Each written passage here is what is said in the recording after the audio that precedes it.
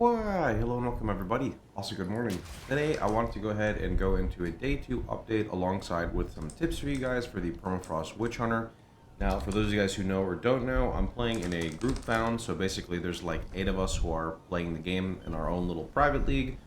This is so we don't really have to worry about trading economy and I can end up playing with my friends even though I primarily play SSF. And I got a crazy lucky drop. We actually dropped a Mega Blood.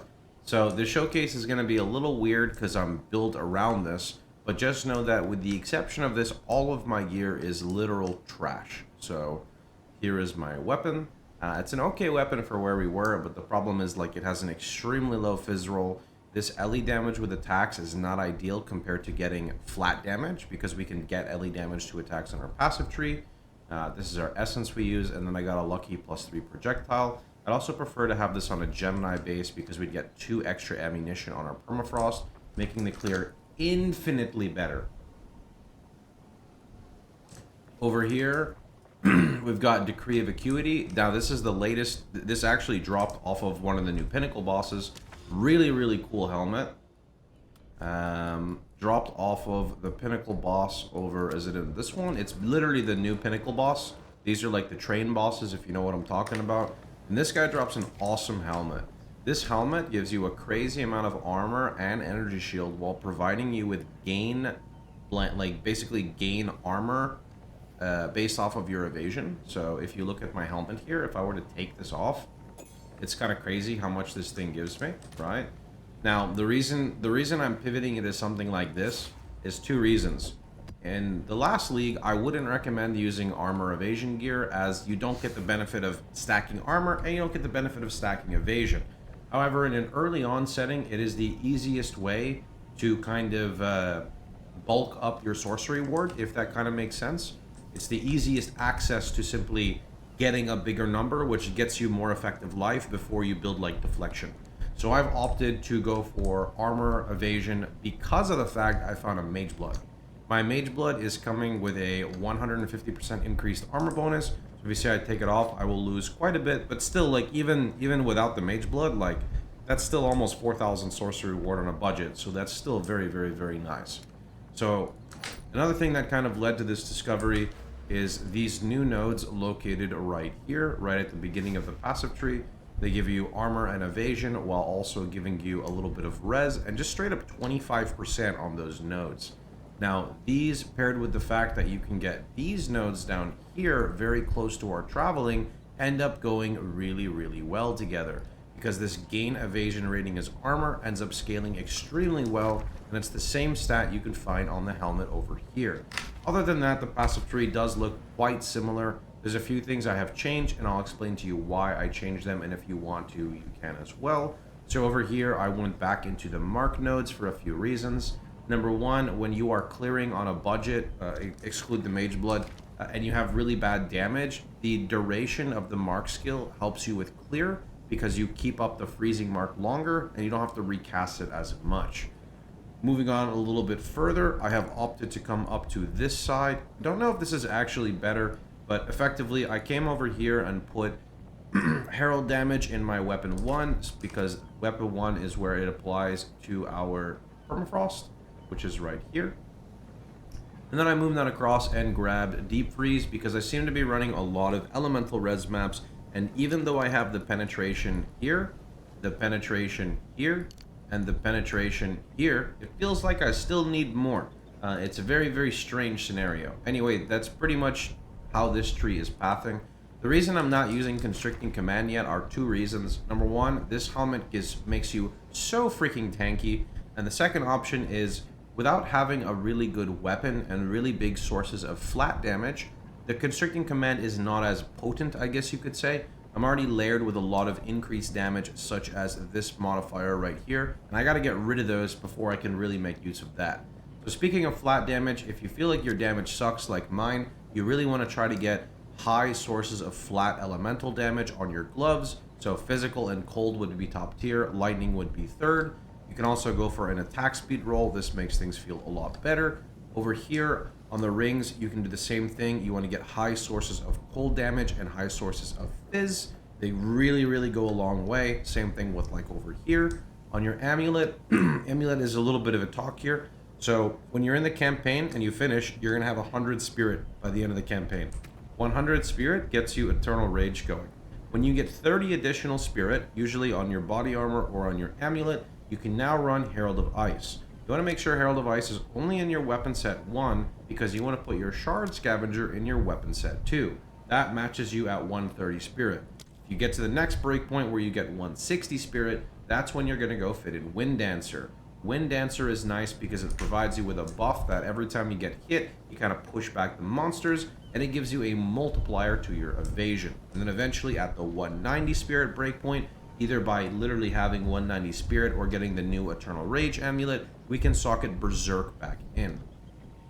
One other question before I do a mapping showcase is players who struggle with Oil Grenade. Remember that your Oil Grenade gets replaced with your Freezing Mark. The primary reason is you're going to get Charged Mark into Lightning Exposure, and this will provide you with exposure without having to press an additional button. With that being said, I'm going to go ahead and jump into a map, and I'll go refund a few points off attack speed. I don't think I can really drop too many more points off attack speed. This is because the Mage Blood is giving me 30% increased attack speed. This is kind of like 15%, 16%. So a little bit more in line, but not perfect, sorry. I kind of built around it because we found that it's hard to not show it. So I'm just going to go jump into a regular map, maybe like over here. Why not?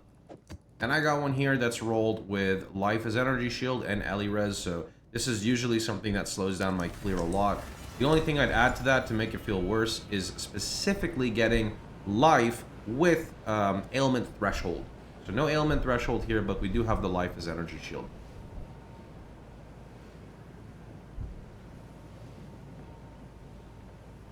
They break their game. This is a crazy long load. What the heck?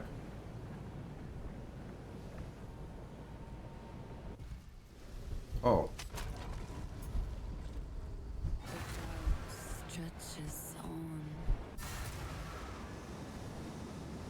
Okay. Now another thing to note with the build is this build prefers running closed maps rather than open maps. We want to make sure there's a lot of debris for us on the sides so we can utilize our Ricochet specifically on our Permafrost.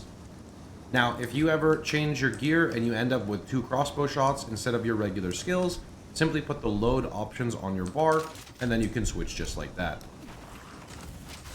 This is the freezing mark I was talking about. You can see it's lasting 25 seconds for us.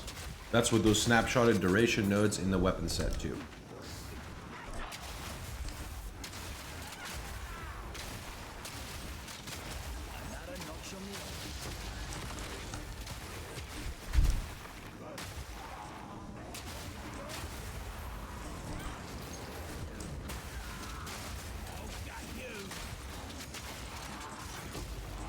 I'm not going to worry too much about the league mechanics, so it's kind of going to inflate the video, and it's probably already long enough as it is. What I decided to go for on my Atlas would be the following. I first started with Essence, as Essence is a vital step in crafting all of your gear. So Essence was the number 1. After that, I kind of did a little bit, somewhat of an interesting route. I pursued Rogue Exiles to try to get more chance shards. I don't really think that that's needed at all, but I did that because I wanted to get Constricting Command, and then we found one, and then I didn't even end up using it. So there was that. The other thing I would say is scaling all rare monster effects. Rare monster effects are very strong, as rare mobs are the bulk of kind of what ends up dropping the loot. As for the other league, well, the actual league mechanics, I have decided to focus on Ritual first. Ritual, namely for Omens, as Omens are a vital point in crafting.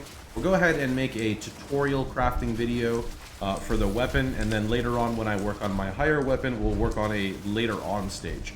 The reason I'm a little concerned, not concerned, but hesitant on making the crafting videos is because in POE2, almost all of them start with, first get a base, then roll it 300 times until you get your desired mod, and then you can continue. And that is the same for the budget weapon and for the high-end weapon, right?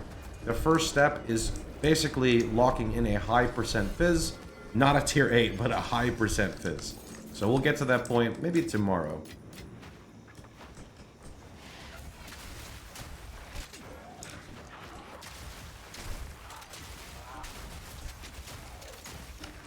Now I can run tier 15 maps Problem is tier 15 maps take maybe twice as long to run because my damage is not clean. This is why I am focusing on my league mechanics and essentially just trying to see if I can get a somewhat decent weapon so that I can break into that content, because my survivability is no problem. I mean, the degens are a little rough, but the survivability with the sorcery ward is incredible right now. It's mainly just damage, you know? I want to get to the point where my T15 maps feel like how I'm clearing right now. Also, I didn't mean to go in there.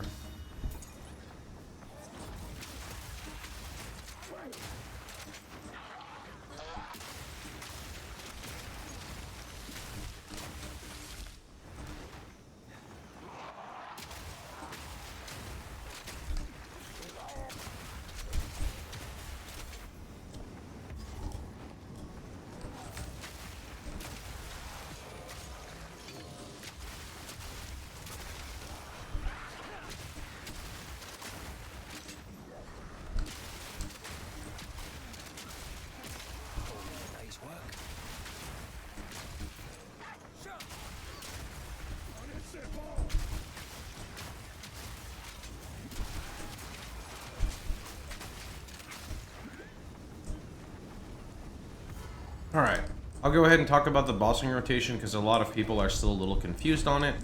Your first step is Thunderstorm and Freezing Mark, so let's start with there. Thunderstorm is on, Freezing Mark is on. How can you tell? Drench and Freezing Mark. The next step is going to be auto-attacking while moving, always while moving, so we can benefit from our passive here, which I think is called Spray and Pray. So let's go ahead and do that. Bonus if you're hitting a target that has a wall behind it, because then you're ricocheting the shots back. Now that the target has officially been frozen, one of two things is going to happen here. Number one, you procced Ice Bite, which is bonus damage is cold. Number two, you proc Freezing Mark, which is bonus damage is cold. Number three, you might get lucky and proc Blazing Crit on Thunderstorm. So now I would like to hit just a few times with my Permafrost to maximize my damage before detonating with the frag rounds. Now, when you shoot the frag rounds, again, make sure you are close because of the supports we like to use on it, specifically the nodes on the tree, such as over here, like Stand and Deliver. And then the second thing is you're going to proc, I can't really show it's a little scuffed, but you're going to proc Shard Scavenger, which now means you can hold down your left click with Permafrost and not consume any ammunition. Take a look. From here, you can fish to try to get your second freeze, and in your second freeze, you're going to do the same thing. You're going to shoot until you basically have a second left. You kind of have to feel it out, and then you go with another detonation on your frag rounds, and that is your big 2-window burst. After the big 2-window burst, you kind of got to chill a little bit until you can redo the combo again, because your frag rounds will not be off, not frag rounds, the Shard Scavenger will not be off cooldown. Okay, I don't know how my character missed in point blank. That actually brings us to the next point about targeting, which we will cover in a second here. If your character is weird with your targeting sometimes, like me, there is a nice option that you can change here under your is it input? Under input for target ground. It works most of the time. It seems much better than target cursor. Sometimes it also has its own issues, but you know, what can we do? Game's in early access, right? Just for a quick glance, if you want to see the Atlas I'm currently running, again, I kind of explained what I was suggesting, so I really wouldn't just blind copy it, but here is an example. And I think that is pretty much about it. So I think I'm going to catch you guys all later. If you have any questions, feel free to drop them down below. I'll do my best to update content, but remember, us content creators want to play the game as well, so please be patient. Take care, have a wonderful time. If you guys enjoyed the video, please feel free to like, share, and subscribe. And don't forget, you can catch me streaming live every day but Sundays at twitch.tv/Pohx. Take care, everybody.